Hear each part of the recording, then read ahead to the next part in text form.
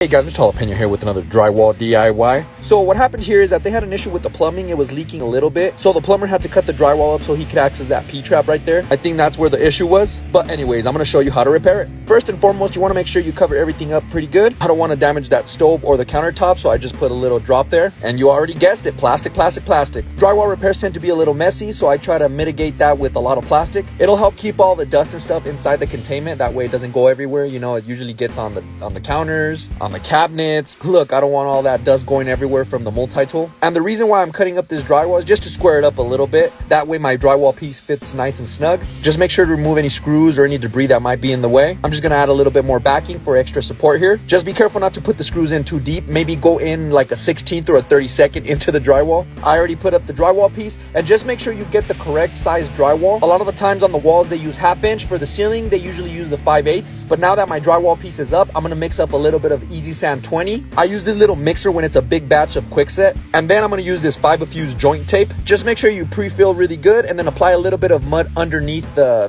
fiberfuse tape. That way that fiberfuse tape is going to stick to the ceiling really good. And the main reason why I'm using Easy Sand 20 compared to like the Easy Sand 5 is because this is a bigger patch, and if this was a smaller patch I would use that Easy Sand 5. The Easy Sand 20 just gives me a little bit more time before it gets too hard. And as you saw there earlier, I used my 10-inch blade to apply it, and then I used that level 5 24-inch blade to flatten it out. Using that level 5 24-inch blade helps a lot with it not being bumpy, because if your patch is too bumpy you're going to notice it a lot. And remember, we want to make it look like there was never even a hole there. So if you take all the necessary steps, it's going to look really, really good. If you don't have texture, just let it dry, sand it, prime it, paint it, and you're good. But as you can tell in all of my videos, most of the people here in Colorado have knockdown texture, especially newer homes. So I sprayed the texture with the hopper, then I let the texture set for about 5 to 10 minutes before I knocked it down. I used that magic trowel to knock it down, and there we go. Now it's time to remove the plastic. And this is probably my favorite part, where I know I didn't make a mess and I'm not gonna have to clean everything up, because I don't mind just picking up the plastic. You know, it gets harder when you have to wipe off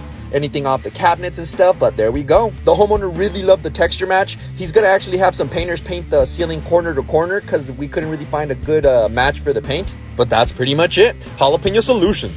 Boom.